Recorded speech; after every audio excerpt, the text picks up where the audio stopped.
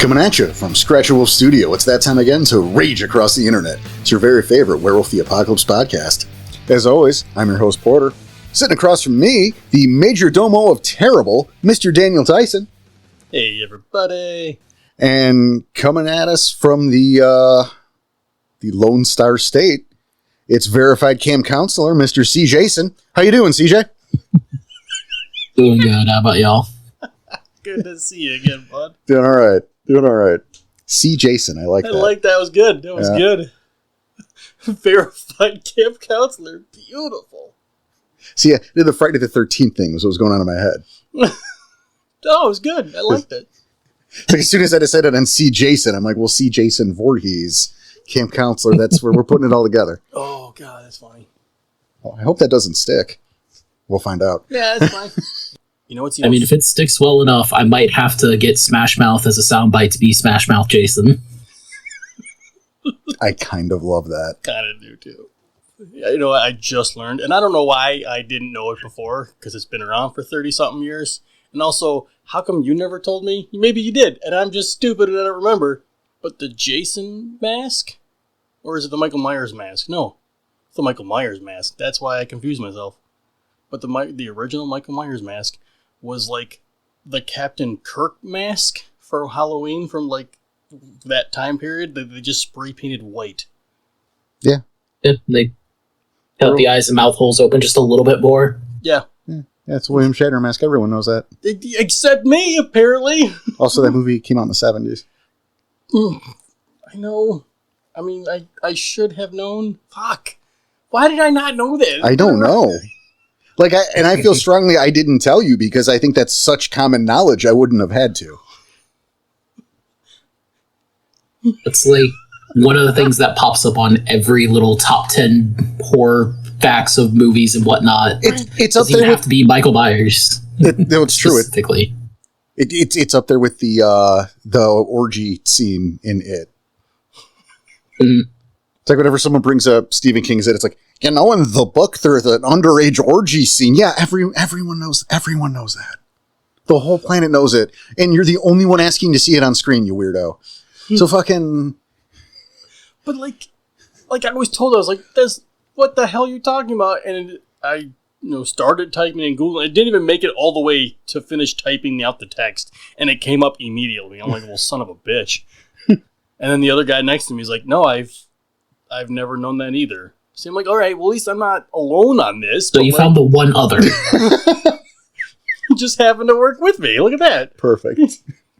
I felt so stupid, and I exactly the point too. Is I felt better knowing he was along with me on this stupidity ride, but at the same time, when it came up immediately, and I didn't even finish out texting the stupid text on Google, I was like, "You got to be kidding me!" I knew it, and I was like, as soon as I bring this up, I'm just gonna get made fun of. But you know what? I figured it's worth it. You volunteered 100% of this. It was worth it. It's fine. It's funny. Well, you know what's going to happen too, right? Is people are going to hear this, and there's going to be widespread support.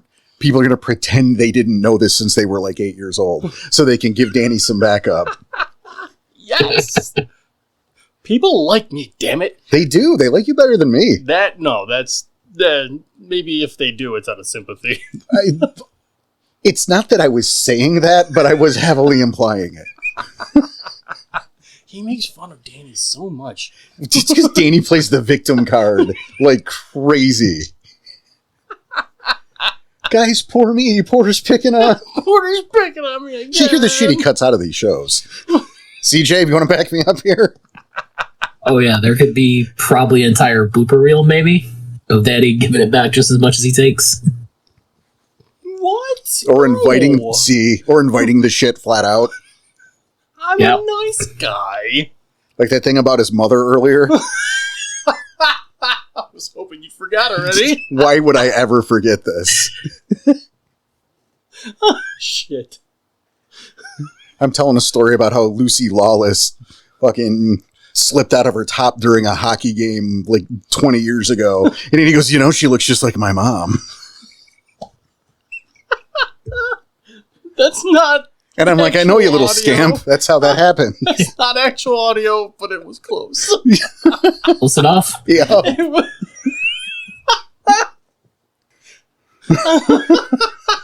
I just remember my mom had name tags from her work and said Xena.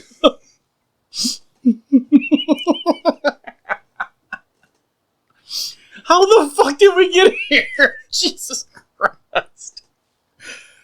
Oh, welcome to Rage Across the Internet. I fucking love recording day. This is a show about Werewolf the Apocalypse. And not Xena Warrior Princess. Or Danny's mom. Thankfully.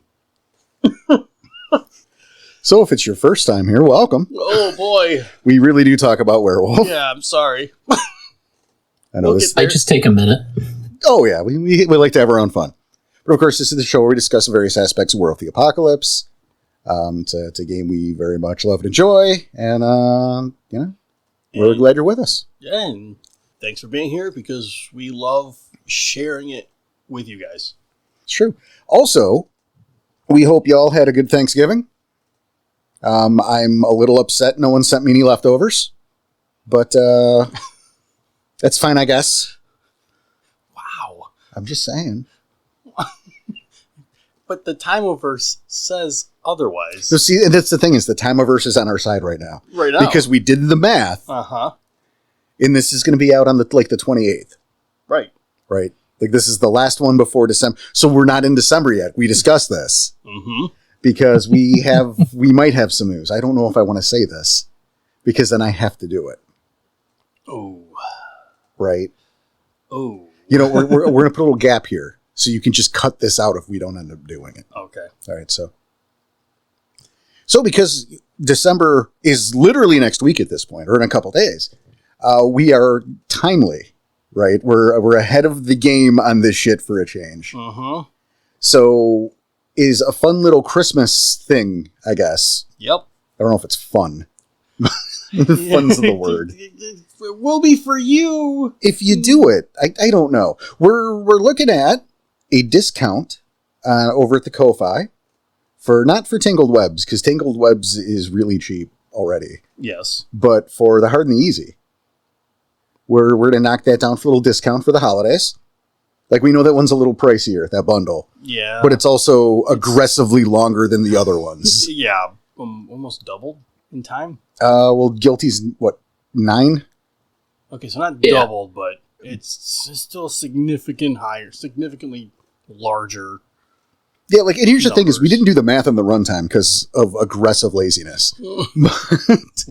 But I think it's about an hour and a half, between an hour and a half per postmortem, and there's 13 parts to the Hard and the Easy. Yes. So, Yeah, it was like 30 hours of content. is it? Rough. It was like 28 and a half. Well, see, there you go. And that's why it's more expensive. It's a way longer than the 13 others. episodes Yeah. And extra that you get throughout the year, Right. but all at once. Exactly. You know, and like Tangled Webs is like 6 parts. That's why that's so cheap. You know, the Guilty's 9 parts. But yeah, we acknowledge the Hard and the Easy is expensive, but it's Christmas, so we're going to put a discount on that. little discount. So yeah, I hope Thanksgiving as well. We're going into the more of the holidays. Holidays suck. They really do. I don't enjoy it. I know there are people out there, so I hope you have good ones. And Yes, we hope you enjoy your holiday. it's not a Porter time of year. How about you, CJ? Is this a CJ time of year?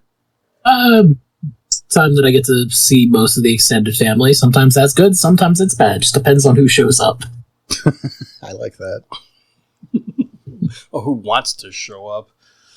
Yeah, we were talking about this off air, where both you and Danny have just an army of relatives, like aggressively too many relatives. I have a very large, both sides of my family, my mom's side and my dad's side are very large. Well, and There's a then, lot It's of just the us. one side of the family for me. but then but your side, like you need a convention hall for yours, Siege. Yeah, I was going to say, but your side equals both mine put together.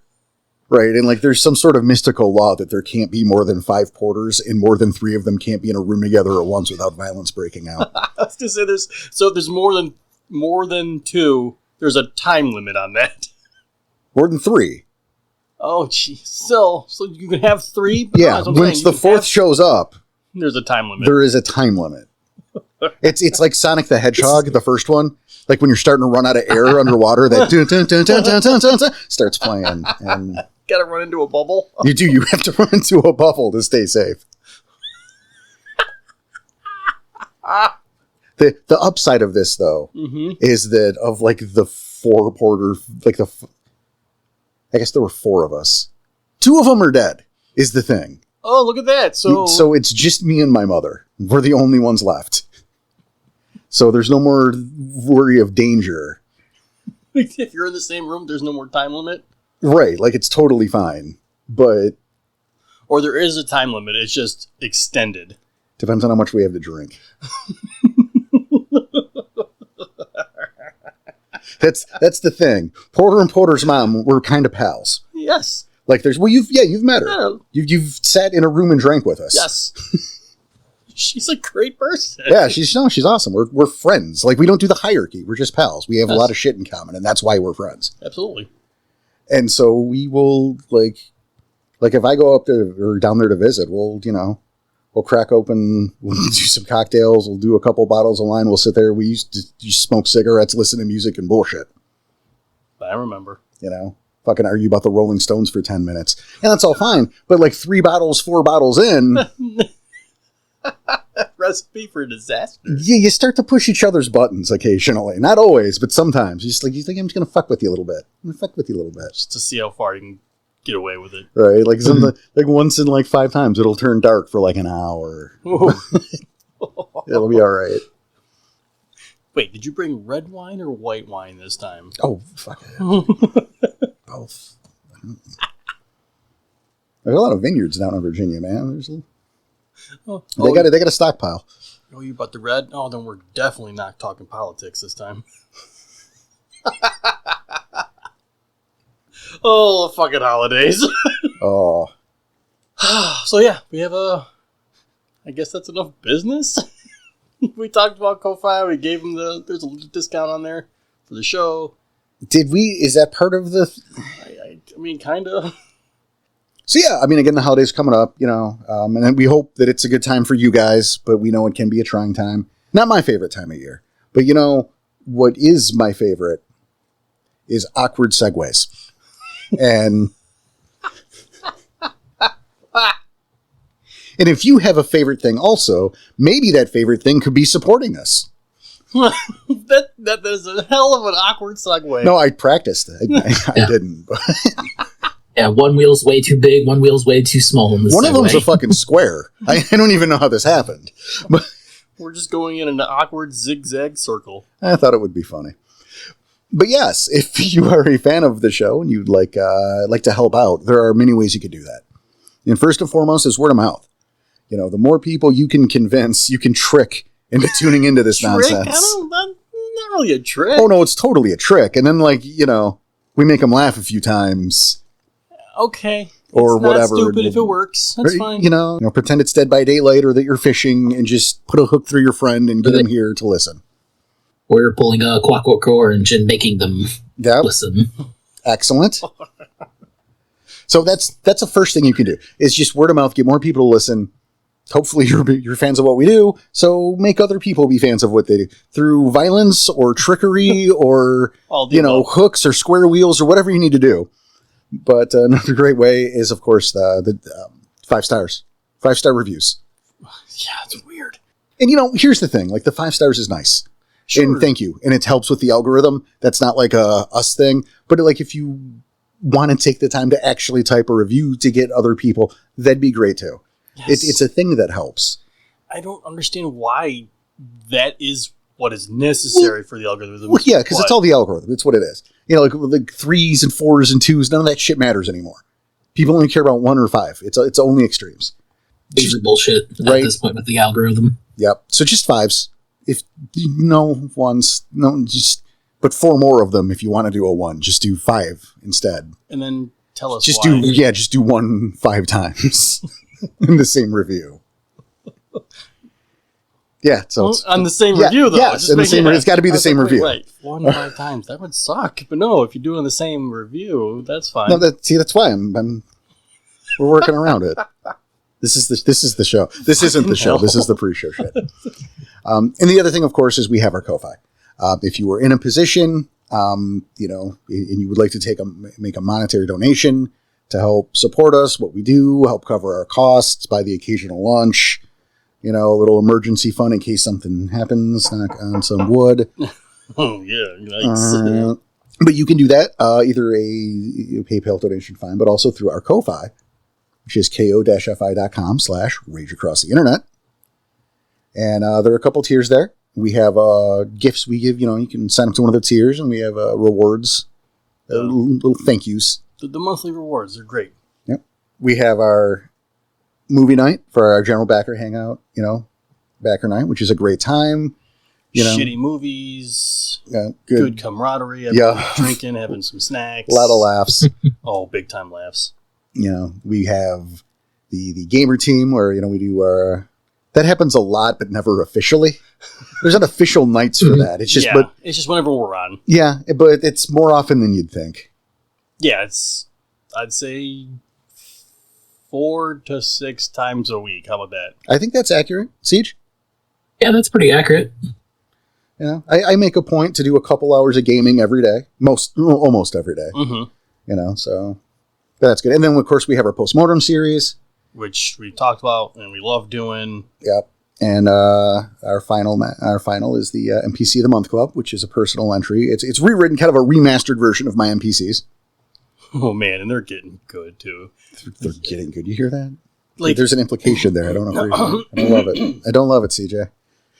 I didn't mean it like that, but the last couple you've done, it's your reimagining of what has recent things, because before they're all characters that are already established in your own world, right? And there might be different versions of them, and you'll write the best version possible. But the last 2 have been Crimson Ghost and Jaeger Gorefist. That's true. Yeah, I did a reimagining of, but they're again existing characters. They're your reimagining of those 2 characters, right? So they've got a little bit of my backstory in there from what I created, but with Porter's spin on it, and they're fucking fantastic. Well, thank you. I like Willow's too. I haven't. Just you did. It was a couple months ago. That's right. Okay, it took me a second to remember. I apologize. Did you know, Danny, that the Michael Myers mask at Halloween is just a repainted William Shatner mask? I give up. Going home. Try again next week. Joke's on you. We have game next week. Oh, fuck. Fine. Yeah, who knows? Maybe we'll find a Captain Kirk mask on the way around town. Hey, right? Actually, it's going to be a Leonard Nimoy one in gold. I was going to say, at Alana's Magic Shop, there just happens to be a fucking William Shatner mask in there. She's a Trekkie. Live long and have the Force with you. No. That's how it goes? Why not? That said, those are, any support you want to give, we definitely appreciate. And, if you're not in a position or you just don't want to give us some of your hard-earned money, we totally understand and respect that. I'll also say that you can jump onto our Discord and come hang out with our community and hang out with us when we're around. Busy times. It's the holidays. Right. Everyone's busy. So we're not around as much as we used to be, but we do. We'll get there. Yeah, we still show up. We still have the Wednesday hangout nights for everybody, regardless of if you're a backer or not. Anyway, you can find the link to that Discord on our website, which is rageacrosstheinternet.com.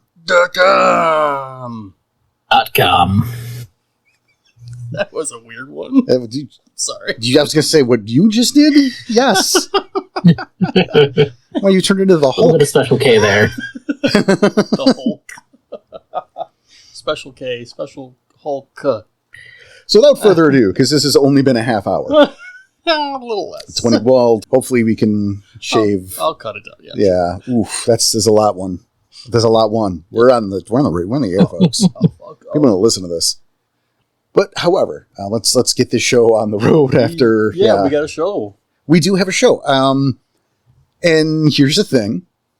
Mm-hmm. It is the holidays. It is a busy time of year for many, many people, us included. And so we are probably leaning on easier stuff right now. Yeah. So I know And just 2 weeks ago, you guys heard our Let's Play Q&A, and now we're going to do a junk drawer. Yeah. So, but again, we just said it. It's holidays. It's busy times. We haven't had a lot of time to do research on some of the stuff we know is coming down the pipeline. right. Like, it's not that we don't want to do other things, just we don't have a whole lot of time, so what can we do? But hey, you know what? You guys have sent in your questions, and we've got 3 pages of questions, and we're going to answer them. Yeah, we're going to do what we can. So thank you guys for writing in, as always. We definitely appreciate it. We've asked for this. You have done it. You're going to get our random collection of questions we got from the audience. And again, that's the junk drawer. That's the name. Yep. Stuff that doesn't necessarily fit anywhere. Yeah, it started because we asked for ideas for shows. And they were great ideas, but like, it's a 10-minute conversation at most. So how can we make a show out of that?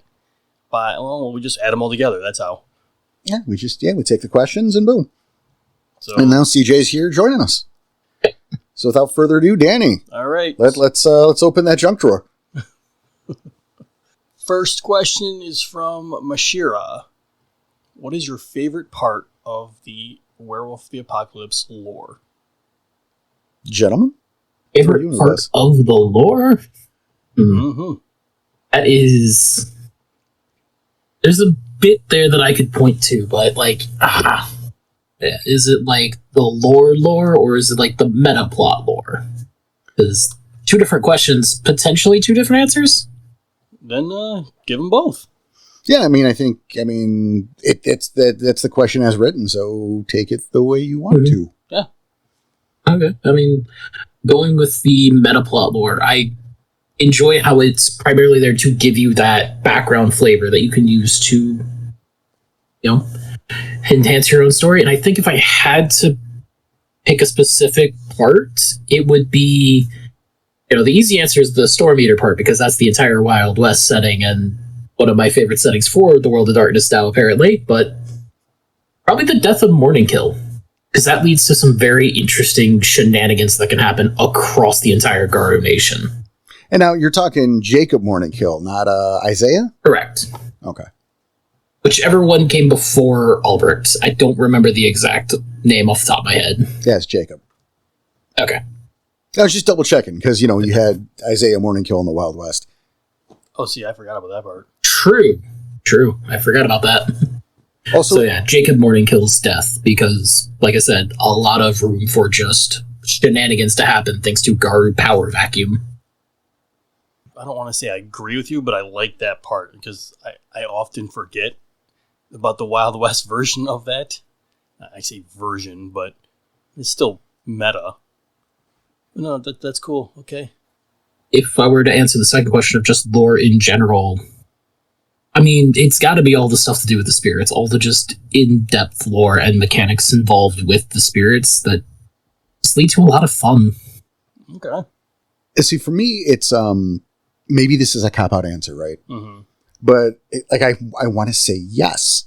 No, all of it. Because here's the thing, right? You look at a Garu is not a wolfman. Right. It's the same way that a Tolkien orc is not a Warcraft orc. This was something, like with the War of Warcraft / World of Warcraft, and this isn't a thing like we're getting into. I know what you're saying. Yeah. Right. It's like I've always been a pro Horde guy, because you know what? A goblin is not a Warcraft goblin. An orc, a Tolkien orc is not a Warcraft orc. Mm-hmm. There are zombies, and then there are the Forsaken. They are different spins on these classic kind of characters. Right. Where a human in Warcraft is just a human. Is just a human everywhere. Fantasy human is fantasy human, and on board. To transfer that, right? The Garu are not werewolves. They are, but they're not wolfmen.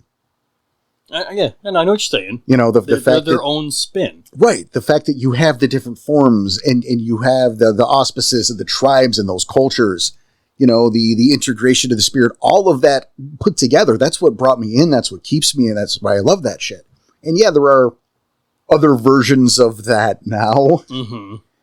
But this is the original. This is the first. This is the real stuff. This is the Dr. Pepper. not the Dr. Thunder. Well, he does say specifically favorite part of Werewolf the Apocalypse lore. Right. Well, I'm saying is the lore of it is what it all. Mm-hmm. If I had to pick a specific one thing, I mean, that's how do you do that, right? Yeah, no, I get your stance. I don't know that I can because there's so much that I could sit here. There's so much you could talk about. You could build a show around it. Mm-hmm. You know, like a weekly show where you just talk about aspects of it. That's weird. I Where know. would you find such a thing? I have no idea, but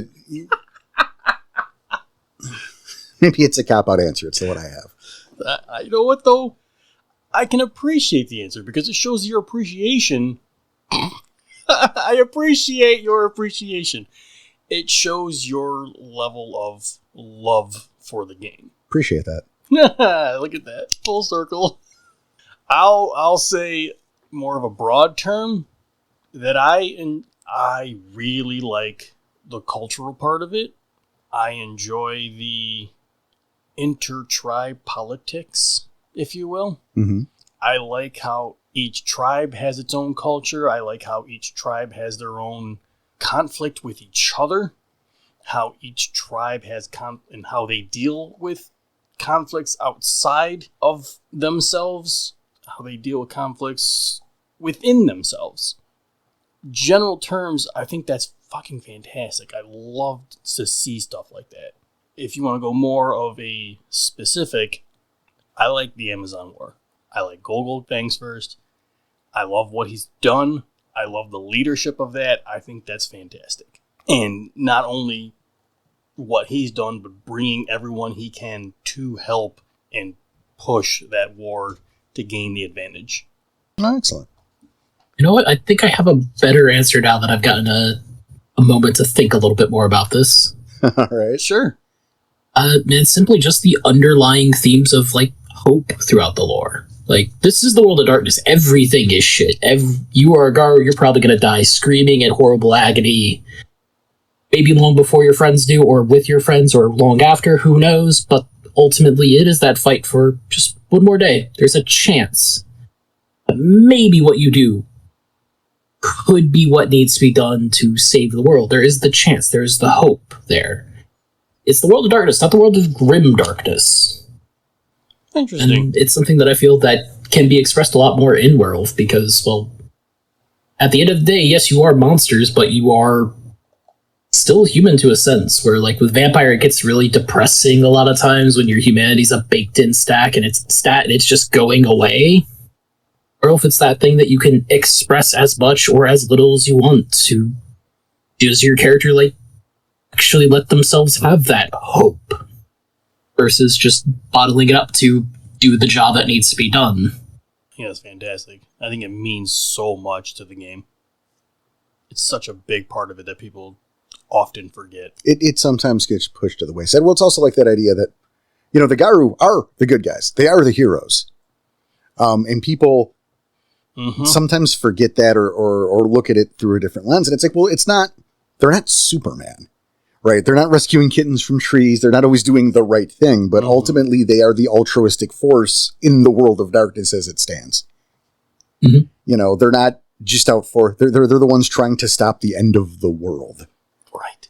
And that's not really an overarching goal through the world of darkness. Largely, it's much more selfish in terms of desires and wants. And like on a character-to-character basis, okay, that your mileage can vary. Mm-hmm. But for good or ill, you know, the hero Gotham deserves, right? They're the heroes. They're the good guys, even if they're not good people. Yes. And there's room, there's a lot of room in that gray area to play with. Which makes for more interesting content. More interesting stories, really. Alright, the next one from Mashira. If Danny were to be storyteller for Porter and maybe 3 others, what would he run? And what would Porter want to play as character-wise? Ooh. If I were to tell the story, I'm not a very good storyteller. But at the same time, I do want to see how Porter would play one character specifically, not 1,500. So, ooh. I might try and run some kind of Amazon game then. Because I know at least if I do it that way, I can make it a shorter story. It doesn't have to be so fucking long. And I could play a best at. Oh, fuck off. You know what, though? You could play whatever you want. It's Amazon. I love not only that Danny immediately was irritated by that, but that CJ saw through it. Oh, I absolutely you go fuck off, and CJ goes, yeah, but would you? Yeah, no. Wouldn't. I think I would probably run an Amazon game because I can make it a shorter story. Okay. What about you, Siege? Because obviously you're here with us. Yeah. Yeah. If I were to run a game for y'all, and I would probably go back to my roots and do just a short Wild West game. Let you guys either be the fucking heroes looking to set law in the Garu Nation, or maybe let you be the Desperados. Up to you on that point. That'd be cool. I like that. Yeah. So, okay, then. How often do you get to rob a bank and a train in the same setting? I'm going to have to check the statute of limitations on some things before I answer that question. I mean, nothing. Okay.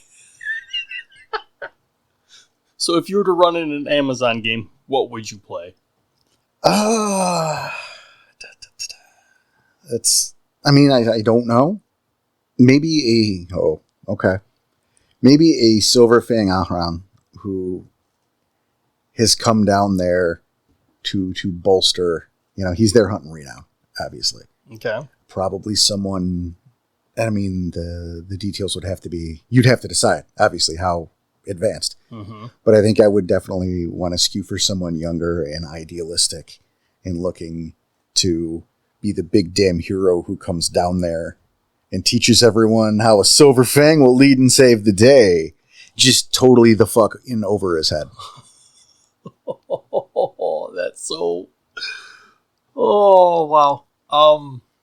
Because as soon as CJ said Wild West, I thought that almost exact same thing, except it would be an Iron Rider Philodox. And he would be there just to save the day, just to hold up law. He would be the lawman. My law is here. This is what's going to save your town, is my law. But again, and he would be over his head. And what's funny about that is my thought for the Wild West Mm-hmm. is I would do a Ragabash heavily influenced by Val Kilmer's Doc Holliday. Nice. Yeah, Nice. I could see that. That'd be awesome. Val Kilmer specifically. Oh, yeah. That was the best role in his entire career. Mhm. It's kind of a bold statement, but... No, I stand by it. What else comes close? That's, What, Batman? Was he a good Batman, Danny? No. Are you No. excited for Val Kilmer's Batman? No. No. I'm saying it might be a bold... He did a few movies. He did, but I'll agree with you. I'm using Batman to just distract from some of his better roles so I can win this argument. Fair. What about you, CJ? What would you run if we did an Amazon game? If we did an Amazon game, if we were to play a Garu, it would most likely... You know what? Fuck it, because I think it would be fun. I'd be the fanboy get offenders coming down to try and become best friends with Gogol's Fangs first, just to get a reality check. Oh, I fucking love that. Like, this is the kid who's like, he's heard all the stories. He might have even came from the set that Gogol was at before he went to the Amazon. Oh, badass. Like, it's the full-on hero complex. Wants to go meet Gogol. Wants to be best friends and fight alongside him. Just to find out he can't come within 50 feet of the guy. Because he's just that important. He made his own trading card of Gogol. He's brought it for an autograph. Nice. It just happens to look just like the Rage card. Yep. All right, cool. All right. Thank you, Mashir, for the questions. Those are awesome. Next one is Business Casual Arsonist. What changes from Legacy to W5 piqued your interest in a positive manner? And then the next question from Splats and Snaps. That was fun. Well, first of all, I don't know what Legacy is. I know actual World of Darkness, Werewolf the Apocalypse, and there's W5. Mm-hmm. But, and I want to be clear on that. I actually do have an answer. Okay. Is the fact that they leaned away from the human culture. I think it was largely a mistake through the years of Werewolf that they had doubled down on leaning into human culture. Yeah, they started doing it and they did it too much. And that's the thing, like a little, right? You know, especially in the past, the history of the tribes having, you know, a link to their kinfolk and the kinfolk to human culture. But here's the thing, when you want to, I have a problem with this insofar as, there's a couple things. Number one, I think the kinfolk culture, or Garu culture in general, rather, you know, you have your family and, hey, Uncle Iroh. So where's Uncle Iroh? Uncle Iroh's great. Okay, fine. Fucking Uncle Miyagi, you jerk. I mean, even better. No, it's not. No, it's not. Uncle Jack didn't breed true, and he's got his family. Now, here's the thing. What do you want to happen there? Do you want to be like, hey, well, you should go and hook up with, you know, get real in tight with the humans around there and adapt our lives to that. You should definitely abandon our religion, and I'm using quotes around that, but, you know, you should abandon your belief in Gaia and your faith in the Garu Nation and the spirits and go, you know, kneel down in front of a cross or whichever religion of the era or the region, right? Sure. You know? Mm-hmm. No, you want to keep Uncle Jack and his family still praying to Fenris or Falcon or whoever, right? You still want them in the fold so they can enhance the Garu Nation and not get stolen by the human societies. I think that kinfolk, you know, in the nation itself should brush up against human cultures. There should be some crossover here and there, but it should just brush up against each other. You know, we got to calm down on the Venn diagram here.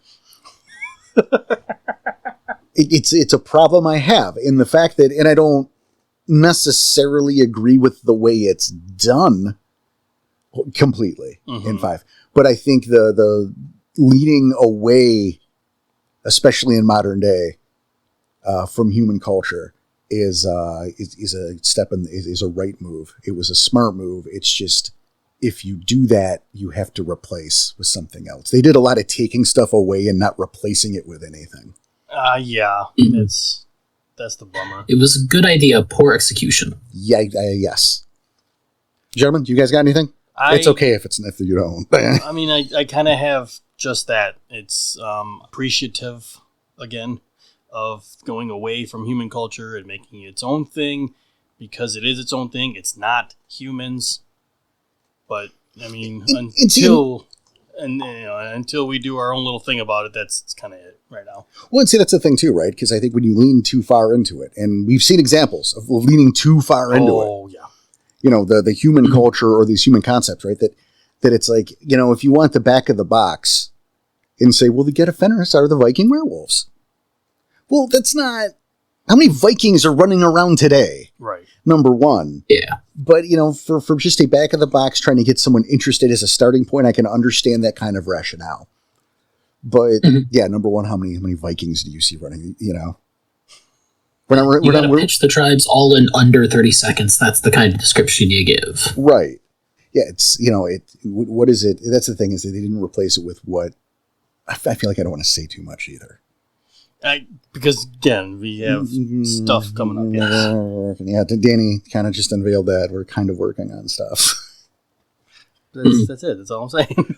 You know, and I think when you lead, you know, what is a Viking werewolf, right? In number one, where are the Vikings running around these days? But beyond that, maybe you just want to play Vikings. If you're leaning so far into that, that maybe you're not really playing werewolf is just a Viking game where they can also turn into werewolves. I get what you're saying.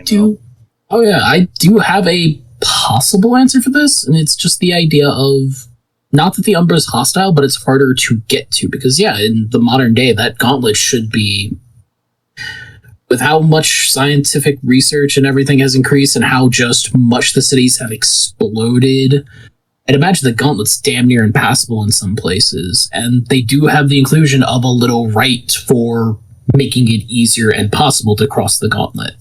That's a fun idea. That's something I could see playing up in a modern day setting and going wild with, but once again, interesting idea, possibly poor execution. I think that's pretty fair. I'd agree. What else we got? Next comes from Splats and Snaps. Have you ever had a player who wanted their character to use firearms extensively? And if so, did you try to discourage it? And clearly I've never been a storyteller, so I can't answer this one, but, CJ, Porter, go for it. After you, Siege.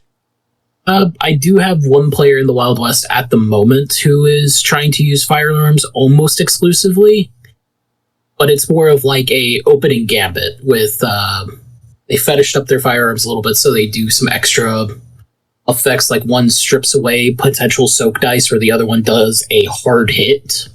So it's that 1-2 punch, but it's a opener before they rush in with fangs and claws. And once again, it makes sense to be a little bit more reliant on firearms in the Wild West, given the setting. In a more modern game, I would probably push away for it unless you're in a situation where, like, the veil is at risk. Makes sense. I have dealt with this. I think I've heard this story before. Yeah. I've had this problem, and I agree with CJ, by the way, that the Wild West is more. It's better for that. More open to that. Yeah. Makes sense. And, I appreciate that character using it as an opener. But yeah, I've had players, more than one. Would just sit back with like a sniper rifle and that's it. That's all they do. Yeah. And that's how they wanted to do things, where they just stand way in the back with, and how I would counter that is, eagle-eyed enemies, ambushes. Okay. A counter sniper that wasn't maybe there before because it's not fair to the rest of the group that this guy's sitting back there and just taking pot shots. I was going to say, while they're protected at that risking, point. their lives and their characters' lives. And he's just like, I'm going to sit back here and keep my suit clean. I'm like, you're not, though. While you're sitting there in Hamid, someone's going to shoot you in the shoulder and fuck that shoulder up real, real bad, Glasswalker man. And now you can't shoot. Right? You're gonna get Sonny Corleone by the reinforcements that came up from behind you. So you try to discourage it as much as possible. Then. I do. I think it's time and place, but these were exclusive. These were characters who just wanted to sit back with pistols. And again, what are you playing now? Yeah. Shift to Krynos, you creep. You're not playing Werewolf anymore. All right, then next would be from Dundee. A question related to the all get our Nazis myth. Doesn't anyone else hate how Black Furies are stereotyped as insufferable feminazis? Or even worse, how one extreme viewpoint seems to be morally acceptable than the other amongst the fan base? Yeah. Well, first of all, I'm not going to sit here and moralize to shit. No, I know. We can't help how people want to take things and run, even if or when it's not. Look what they did to the Get. Yeah, I know. That's why I'm trying to. It was aggressively not the case. We've seen since some behind the scenes stuff to where even they knew it was aggressively not the case, and people were just like, "Fuck it, this is how I want it." Yep. Which is unfortunate. But really, what my irritation is, I'm going to take this to the next level, becomes the generalization on all fronts. Yeah. The Fianna who is both Braveheart and a dwarf from Lord of the Rings, and Gimli from Lord of the Rings. The Silver Fang who can't breathe poor people air because he's the Prince of Foreverton. The Shadow Lord with the twin backstabby knives. Stereotypes are stereotypes for a reason, but there's a level. Exactly. Right? Yeah, there's a level and stop. If you don't want to be the stereotype, don't be the stereotype. Right. And how about instead of that, we just make a real character? Yes. And if you need a back of the box description, there's a level of, as long as it's there's precedent and it's quote accurate. Okay. The same way as Viking werewolves for the Get of Fenris. Yep. Okay. But you're jumping off 30 seconds or less point, and then you can get into what makes that tribe tick. I would definitely lean toward more, the Amazons rather than the feminazi? Was that? Yeah. Rather than that with the Black Furies. I think that would be the better way to go with it. But again, only insofar as that 30-second description. Yes. Just walk away from the stereotypes at all. If you want to integrate a piece or two of it, sure. Again, they're there for a reason, fine, but work around it. Make a real character. Get the fuck out of Cardboard Town. That's my issue. Yeah, stop using the stereotypes as excuses. Right. It's not a character. Those aren't character traits. The stereotype is not an excuse for a personality. It's not a replacement. Or an excuse to put the other ones down and not like a thing, maybe. It's one of those things of like, if you want people to stop seeing the tribe as a particular thing, start playing them as what you would prefer them to be seen as. There you go. Yeah, that works. No, don't forget. Be the change you want to see. Boom. It's one of those, like, this is a topic that it sounds super simple, but yeah, these stereotypes have been around for a while. You've had the problem player who hasn't helped with the stereotype. Right. And just spread. It's a long road to break that stereotype. Yeah. That too, yeah. All right. That's probably enough for that one. Yeah. The next one from Dundee is, how do you plan out a story arc for each campaign? I'll go first since I'm fresh off game last night, so that helps. There you go. Nice.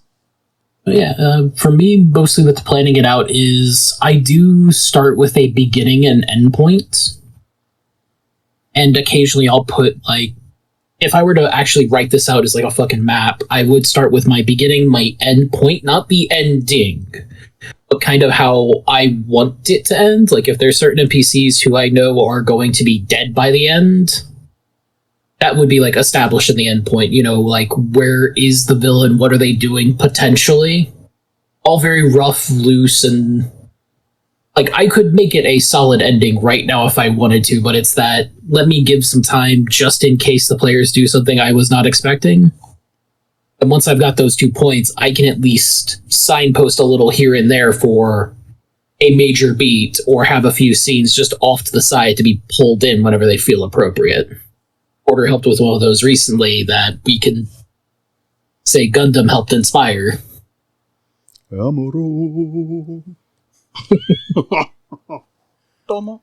that's mostly how I planned it out, is just that start with the beginning, come up with a loose end, and then pick some points throughout it that are like major turning points.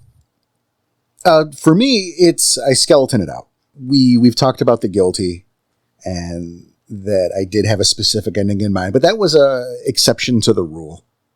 I will, do a set of bullet points of the major beats I want to hit and build between those as necessary in terms of if there's like a larger plot going on. Mm-hmm. And Danny, you've dealt with this a couple times. I have to say, which part of this is he? I will walk it back from the end. Yes. And this is an important thing, right? And I think we've mentioned it maybe once before. I'm not sure, but I suspect we will again down the road. It's worth repeating then. Yeah. Is that you're writing something so it makes sense to you. Uh-huh. Okay. Mm-hmm. If you're writing a mystery, well, you already know how it ends. So the path to the ending is always clear to you, but not necessarily to the people who are experiencing it outside of your fucking brain. So I will work it backwards. Mm-hmm. And whenever possible, I will get a third party who doesn't know what the fuck is going on. To see if they can follow that breadcrumb trail? Right. To make sure that the path I set down makes sense. That is it reasonable that you could follow this and get to here? Mm-hmm. And both of those are different things, but I think it's very important to do both. I was going to say, it's fair because, yeah, sure, you know where you're going, but... Right. Like, if I didn't know where we were going, there's some points, like, I would have taken this idea and ran with that rather than the one you put in front of me that was supposed to take us there. Mm-hmm. It all depends on which one's going to be worth it. Well, and also, do the series of events make sense logically? Yes. Good point. You know, if you got your mastermind... There are certainly...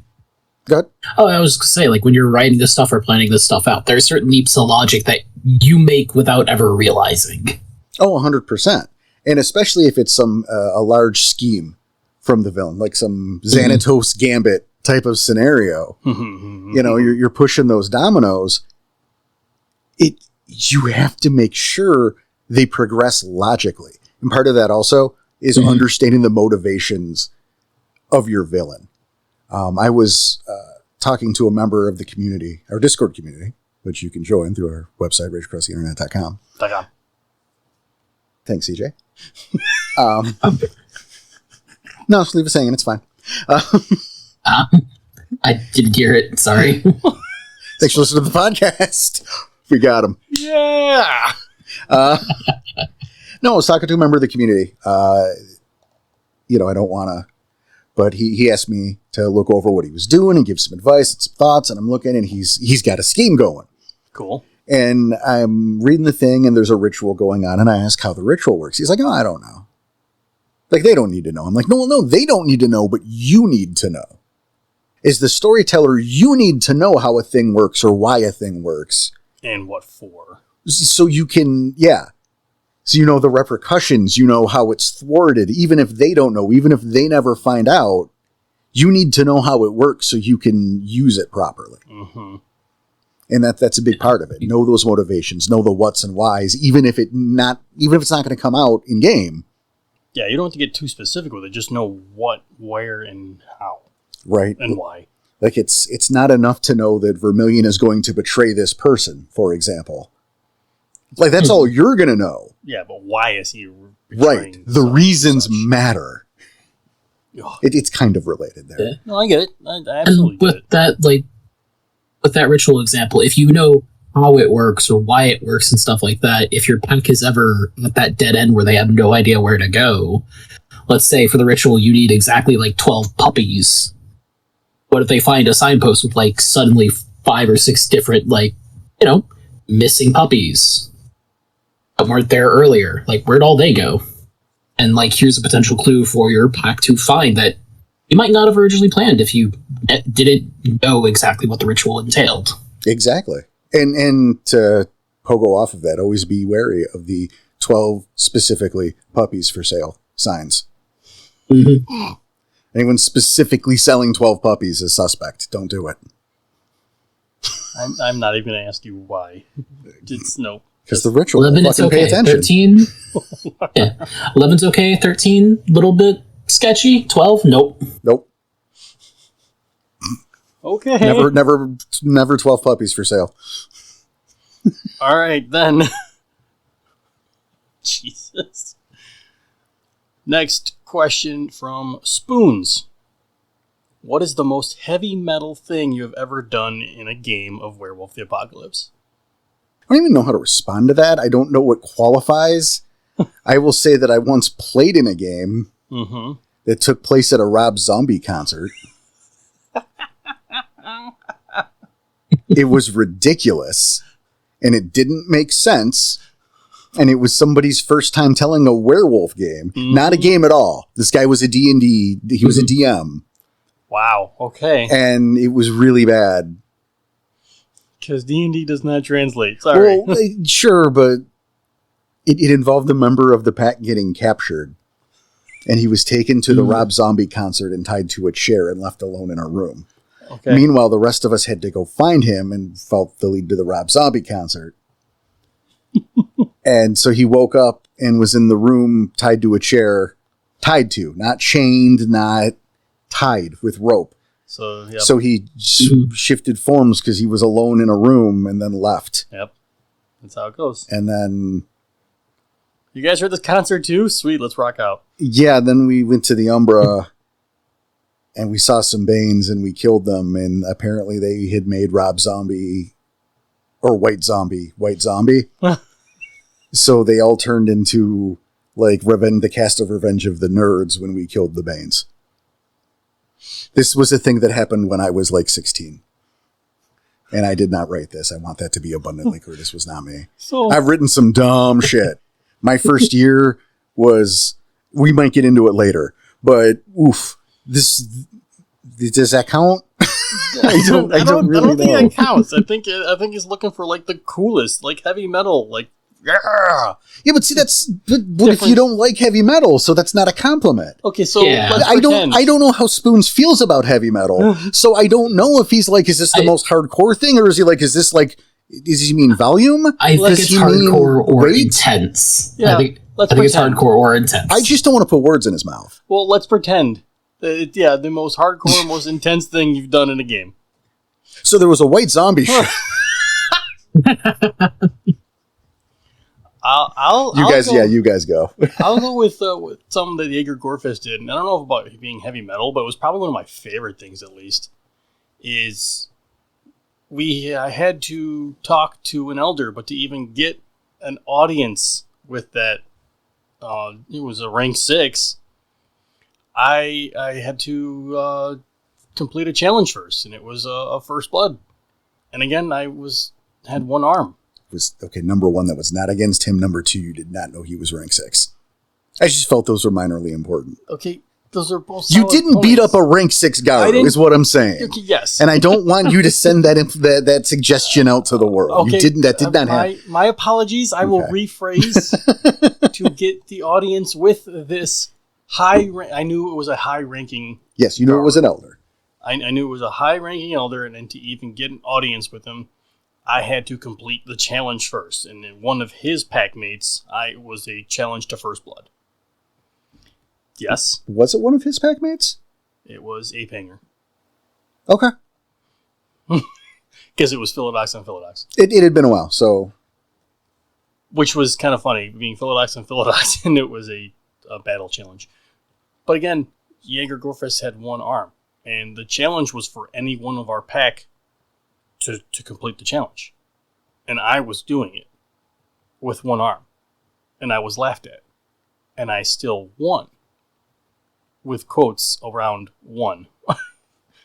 But I You did it. yeah, I was there to prove myself, and I thought I fucking did it. I was there to prove, and I did it well. I was happy with the results. I'm good with that. Yeah, no, I felt that was the end. He doesn't know. I'm looking at CJ. No one knows because this is audio and he's not here. He's not even here, and he can't even see you. Looking Exactly. at him. Man, none of the reasons that shouldn't have worked at all. That's why it didn't. Yeah.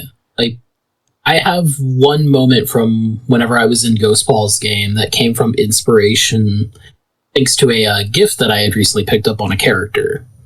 It was whenever I was playing my Metis Silverfang, and his big major deformity was he had like redundant bones growing over his skin and fused to it, so he had like a skull face fused to his actual face. Oh. And the gift allowed you to take an ag of damage to get 3 rage. And so for one of these encounters where I can't remember exactly who we were fighting, but it was a potentially risky situation. I decided for the intimidation factor and to get that extra rage just to make sure we were ready for that fight. To get that egg, had my character Ash rip the skull plate off of his face, leaving just a bloody mess, and get that 3 rage as he was rushing into the fight. Intimidation at the same time. Nice. Mm-hmm. I don't have a whole lot of these, right? Because I haven't had a whole lot of time on the other side of the screen. Sure. And like one, I think, was totally fucking manufactured. So, you know what, though? Okay. All right. If you got something, yeah. I got something. So, during the Virginia games, I needed to take a break, right? Mm-hmm. We had done like 2 or 3 Chronicles. And you were running every weekend at the time, too. Exactly. Right? Oh, Jesus, that's a lot of writing. Yeah. And so it was constant turnaround, and these were larger scripts, dude. These were like 8-9 page scripts. Jesus. And I think the first one was 13 parts. The second one was like 24. So like I need to take a break from writing. So one of my players wanted to try storytelling, and we were kind of doing a transition. And where we were in the story is what we started with was a series of, quote, tribal one-offs. The idea was is this pack that they were playing had broken up. Mm-hmm. You know, shit happened, shit got dark. You'll hear about those in postmortems down the line, by the way. Because once we finish, we're going to go to those Virginia games. That's going to be fun. Right. But the thing was, so the idea would be to give a single tribe view of life and to get a look at what these characters were doing during this kind of year break. Yeah, in game time was a year. Okay. You know, so it's like, here's a Get a Fenris episode, here's a Glass Walker, here's a, you know. Cool. Yeah. And so for the Get a Fenris one, the deal is everyone who was playing the game would roll a new character except for the member of that tribe. Oh. Right. This is to say, if we did this today, right, the Ricochet chapter, we would all make a Bone Gnar and you would play Ricochet. That's cool. Right. I can get behind that. Yeah. Okay. So this was the Frostbite pack, served under Snow Queen. Nice. And the character in question, which was Bloodletter, was the newest member of the Frostbite pack. They took him in. This was the idea. So my character kind of like, I made him look like Axl Rose, but he was like a boxer, right? And my very first combat with this guy, I spend a couple rage, do like a jab across, then an uppercut, right? And so, boom, I hit him in the chin. The guy exposes his throat, and I immediately shift my hand to Krynos and swipe at the throat. The rolls were so fucking good, I killed him in a single move. Oops. Heyo. So maybe that. Like, boom, popped your jaw up. Oh, here's your throat slice. Done. Fucking. Holy shit. I wish I could say it was like a Nexus scroll or something. It wasn't. But it was just a hardcore set, like opening roll for the first combat. You know, like, rolls were so good. Exercise, fucking announce my presence with authority right there. How about you, CJ? Most intense, favorite, most hardcore, heavy metal thing? Oh, you did that one. Never mind. That is ripping his skull face off. Yeah, no, I'm an idiot. Don't worry about it. Thanks for listening to the podcast. That's fucking awesome. All right. The next, again, for both of you being storytellers, what's the worst instance of a problem player or a problem storyteller you guys have ever encountered? I'm trying to think of how to tell it. That's the problem. Is it's been a little while. The group has purposely repressed the knowledge of their existence. So the one problem player I had, this was one of my first attempts to run a game at the same time. It was a similar situation to you where I'd been playing with an ST for a while and decided I wanted to give it a shot. So I asked him if I could run a one-off or just a short little story. And there was a player to the group that had come back after a long hiatus. And apparently he had gotten much worse than everybody remembered because he was a little bit of a main character kind of person. He always wanted to be in the spotlight. He'd spend about a good 10 minutes describing every action he took in combat. Oof. But the part that got really weird, and inexperienced CJ here at the time, like real fucking inexperienced, the character had a kinfolk love interest that they wanted to include in every possible scene, and it got really, really weird very quickly to where we eventually had to just, this is before I started figuring out you can say no as an ST, and it was where I learned, just say no sometimes. Just say no, end it, don't give this guy any more screen time than is necessary. And it especially got to the point where the dude was playing a chick. The kinfolk was also a chick, and he seemed to almost fetishize that relationship himself. And it got to the point where he got kicked out of about 5 different games that we were all running respectively. Oh my gosh. As this was the breaking point. So much so that he, one of the last things that he did that was like kind of the final straw was, hey, he went back to the character's apartment to, check on their kinfolk. They weren't home. They were at work.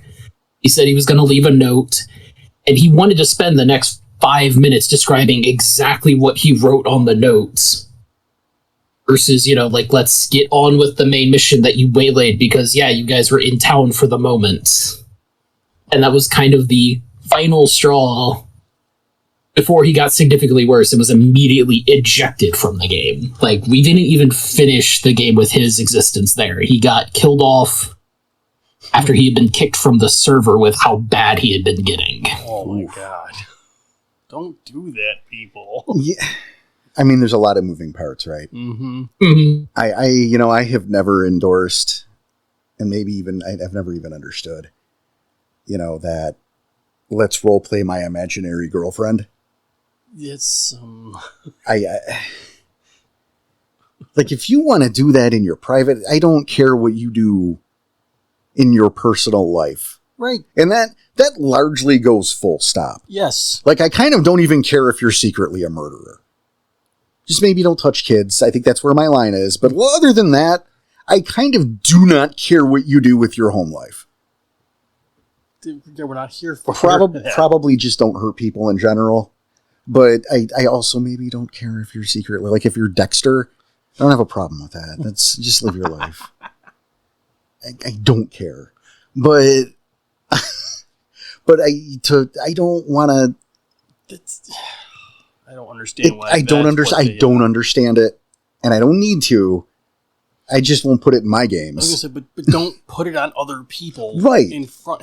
Right. If you want to do that at home and write fanfic about your imaginary girlfriend and that is totally fine. Enjoy it. I hope it's well written. It doesn't have to be. I'm not reading it, but good luck. Yeah. But yeah, to make fun in private, right, to make a group have to put up to endure that. Yeah, that's the problem. And I'm not necessarily right opposed to a character Having a love interest, right. I mean, you look at pot kettle, right? If you will, mm-hmm. is you have the case of Sekhmet Rainmaker and Roxy Softhowl. Yes. However, while I was playing Sekhmet Rainmaker, I never had any interaction with Roxy Softhowl. You know what I mean? Like, that wasn't that. She was, I don't want to say she was just set dressing for win, but she kind of was for when I'm storytelling. Yeah, I was going to say, but yeah. It's the difference between, like, it happening off screen and, like, it being mentioned, but not made this focal point.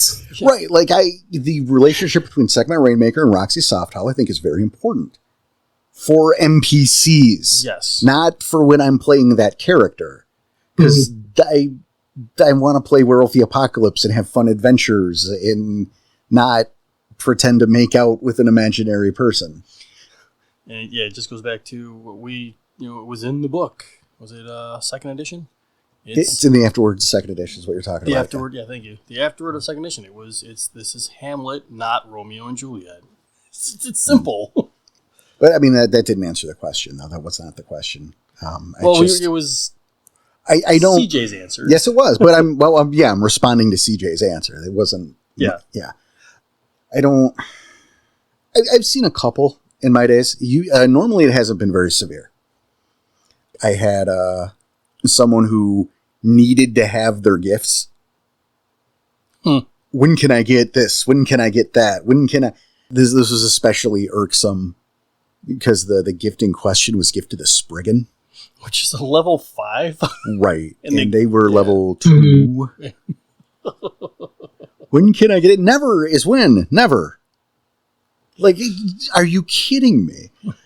I've had that a little.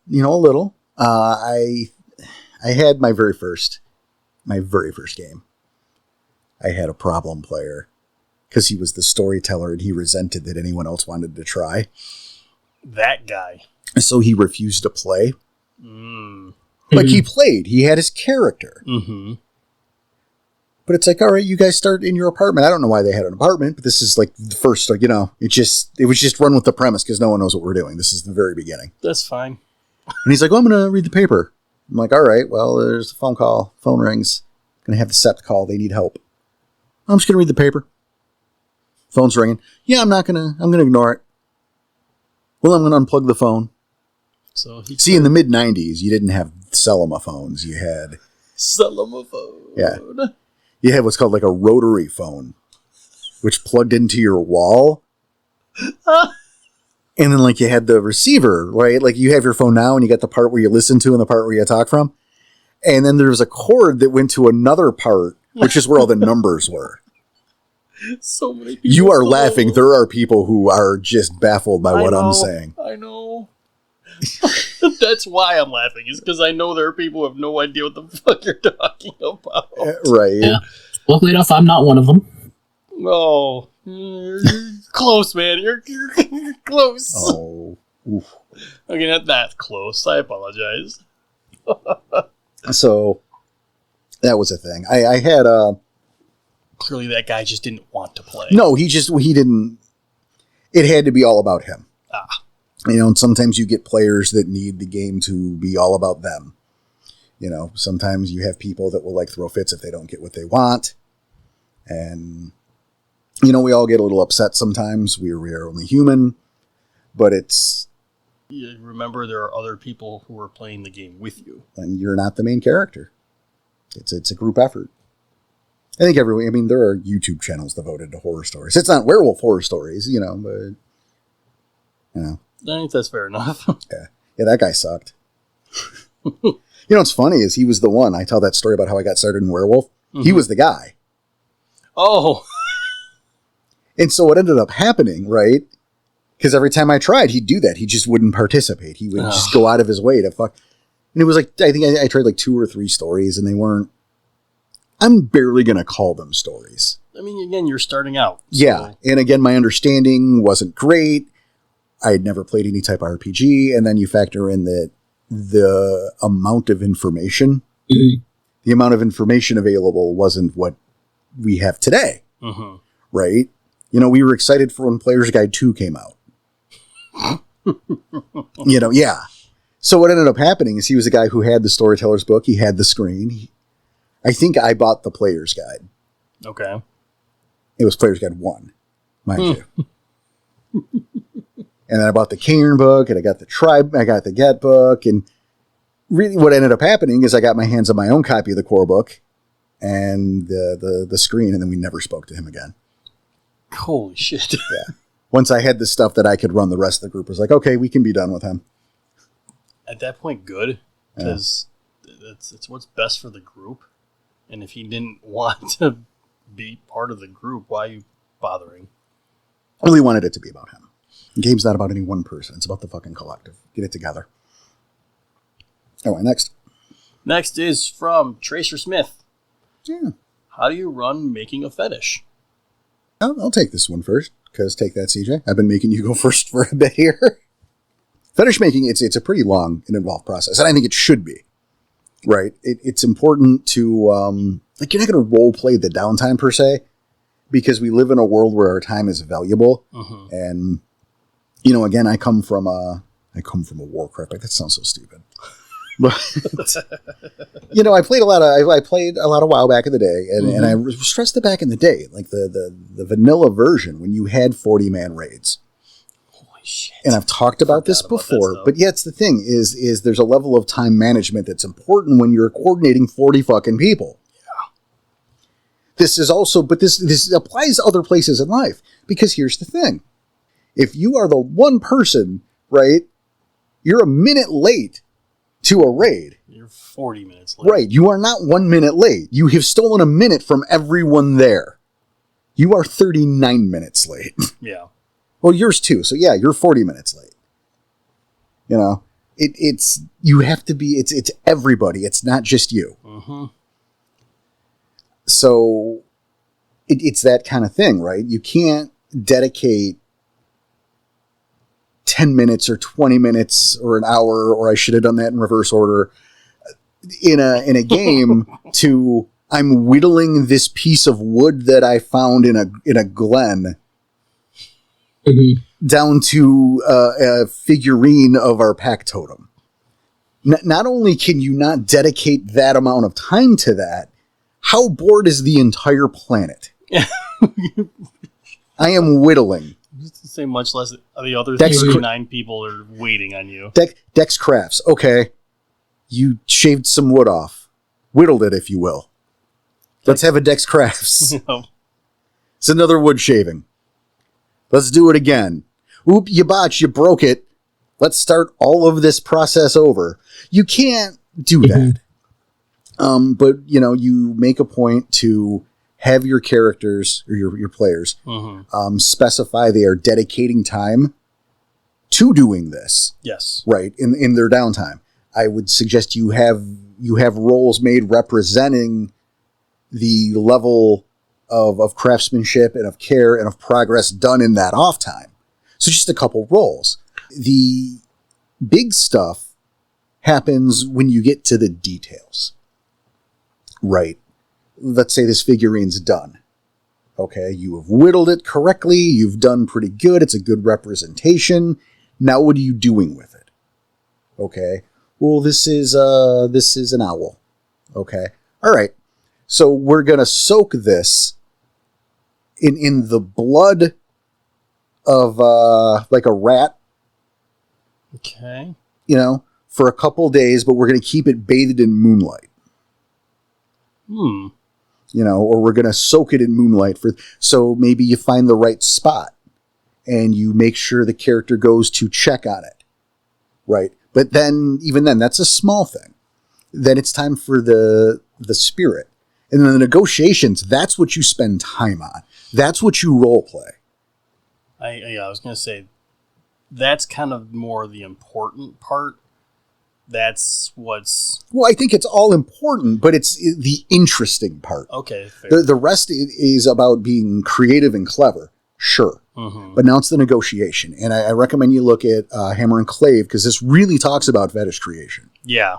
And to paraphrase some of that is, when it comes to dealing with the spirit, the buyer wants to buy, the seller wants to sell. It's about negotiating the price, because you have to keep in mind that when you make a fetish, you are trying to convince a spirit to live inside this fetish forever. Right. Give up its freedom to stay in this thing. Yes, forever, in theory. If it's not forever, something went wrong. So, it's like a soldier's going off to die for his country, he guesses. You assume that's the outcome. If you lived, congratulations, and we're glad. But same thing, right? You're electing to live in there forever. And if it's not forever, something bad happened. I don't want any soldiers dead. That's not what I'm saying. I know. But no, so that conversation becomes a thing. There's this assumption that spirits, you just put a spirit in there. And no. Can you force a spirit into a fetish? You totally can. But that spirit will not cooperate. Yeah, I was going to say, that means... Yeah. It's got its own implications. Right. And that's like a totally different thing. And there can be value in that in terms of role-playing propositions, and opportunities. But that's not what, if you want a successful fetish, that's not how you want to do that. So you want to role-play that interaction. And remember that needs to be tricky in and of itself. And you also have to keep in mind the type of spirit you're using as a storyteller, to gauge the interactions. CJ, did I totally upstage you on this answer? I'm sorry already. No, I use a fairly similar process with it of, there are occasional times that I'll have dedicated downtime, sort of like recap sessions between like major arcs, where this would be the time for like, what do you do? What do you make your roles? It's sort of like it's less of an official setting or session, more of a, what do you guys want to do? What's your character's downtime over this period of time? Let's figure out roles and write it up and whatever. But yeah, I primarily play out the negotiation, or if a particular part of the fetish is... Like if it's having to be made from, or a part of it's having to be made from something very important or very hard to find, that could be a side story for the pack. Possibly going to help your Thayers to go find whatever this ultra rare material is, or this potentially very risky bit of, a potential little side story there. But for the most part, the actual making of it is a few roles, mostly off screen if they've dedicated their time to it. And I think time's something to underline too. A fetish isn't something you just make suddenly. I think, and I don't know this, but I think that there are people that treat fetishes like D&D magic items, and it's not that simple. Fetishes are sacred, holy objects to the Gyro Nation. These are, again, you are talking a spirit into living in there forever. If you have a fetish, whether you made it or not, you know, a spirit has essentially sacrificed itself to be a part of that. And that's important and that matters. So, like, if you're like, well, no, just make a clave real quick. No, you will not just make a clave real quick. No. You know, I think the fetish blade that we gave to Jaeger, canonically, because, I mean, we skipped, but didn't that take, like, months? Yeah, we said it was, yes, it was behind-the-scenes stuff, but, like, we said it was a 3-month process, and it failed twice. So, and failed as in, like, the actual weapon itself. Yeah, he did a shitty job, so the spirit wouldn't take it. Yep. Mm-hmm. Or, well, first it was... I mean, yes, but the short version. Short right? version, sure. Like, if something bad didn't happen, the spirit wouldn't have taken it. Right. And it was, again, it was a lengthy process. It was almost like its own short little story. It could have been. It just would have been really boring. Yeah. Because, what did you do? Well, I'm working the metal. Yep. Okay. And well, I'm working it more. And then I forged, you know what, they broke and I had to start all over, so I forged some more metal. Then I was grinding the metal. And then I grinded the metal. Oh, I cut myself. And I waited for it to heal. But I smeared the blood into it. Because that's important. Mm-hmm. But yeah, it was very much the effort and time he put into it was towards the negotiation, if you will, of that war spirit. Yeah, it's the value of the vessel. Mm-hmm. Yeah, look at the time and effort I have put into this to make it as perfect as I can for you, so it will shed more blood. Yeah, the oil I used on this blade was mixed with my actual blood and sweat. There you go. Stuff like that, yeah. All right, then next one. Ghostpaw asks. Does he say that he asks? Is that in the question? Is it like Ghostpaw asks? Is he third person? Question. So he asks, what are the limitations of Mother's Touch? Can it cure diseases, viruses, or cancer? Porter says no, it cannot. There we go. That's a pretty straightforward. CJ, how do you feel about it? Yeah, it would be a little powerful if it could do all that. Here's a cold it's sore. already kind of powerful for a level 1, right? Or level 1 gift. Here's a cold sore. Mother's Touch. Right. And I know a few of these questions because again, guys, how we do this, is we take your questions, but I order them by who asked. Yes. And so I know some of these questions build off each other. So later down the line, we're going to get follow-ups to that or questions that are based off of that. And similar, but yeah. Yeah. So that'll be confusing, but that's fine. So according to, I guess, rules as written, yes, it can cure all those things. Apparently, it depends on your source, but yes. Yeah. I think the most recent one is like, yep, fuck it. Yeah, I was going to say, the limitations of it, there are no limitations. Which again, yeah, level 1 gift, fuck off. Yeah. So from storyteller to storyteller, Porter's version says it can't cure the diseases, the viruses, or cancer. And again, for our games, it can cure those things, but to a certain extent. No, it can't cure those things at all in our game. Not those things, sorry. I didn't mean those things. I meant like a... Well, that's another question. Injuries. Like a broken arm. Yeah, but that's another question. I know that for a fact. Okay, So. yep. Yeah, we'll leave it there then. Exactly. Then, Okay, I got to stop us here. Yeah, oops. No, we've gone on for a while, and we still have more to go. We have a lot more to go. We had a lot more than we thought we did. And I know the last time we did this and we ran out of time, we're like, well, we're going to save those for later, but we don't want to save these for later. No. So what we're going to do is we're going to take a break here. And I guess it is still, for you, it's later. This is the RAI Time Oververse, everybody. Which is funny because that's a concept that came from the postmortems. Right. That we have not properly integrated into the main show. Not yet. Well, not till now. Right. So you've heard of, we've talked about Schroeder's podcast where we have our, we're alive and dead and in the past and the future and everything's up its own ass. Right. Yes. Where the past is the future and the past and it's left and right and we're all in, everything's up its own ass. It's the RAI Time Oververse. It's no longer Schroeder's podcast. It is the RAI Time Oververse. This refers to the fact that we are recording for the future in the past. But the things we say both haven't happened yet. It's amazing. It depends on what day it is. Right. So it's the time over. That's how we're doing it now. It's the time oververse, everybody. So as part of the RAA time oververse, we're going to record the rest of these questions today. You're going to hear them in 2 weeks. Yeah, probably. Yeah, it'll just be a part 1, part 2. Yep. A Junk Drawer 7, part 1, and part 2. Whatever. We're just, you know what? Maybe we just call it Junk Drawer Timeoverse version. We have larger issues. Yeah, we will discuss this later. In the meantime, we're going to take that little break. You can get that ready. We're going to let you go for now, though. You guys have a good day.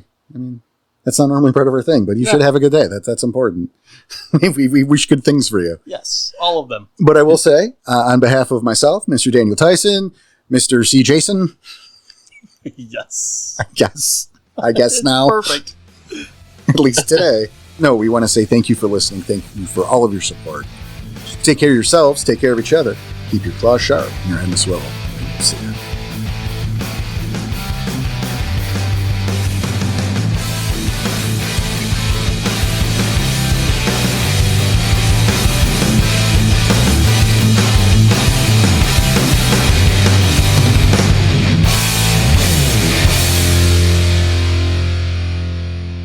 I felt better knowing he was along with me on this stupidity ride.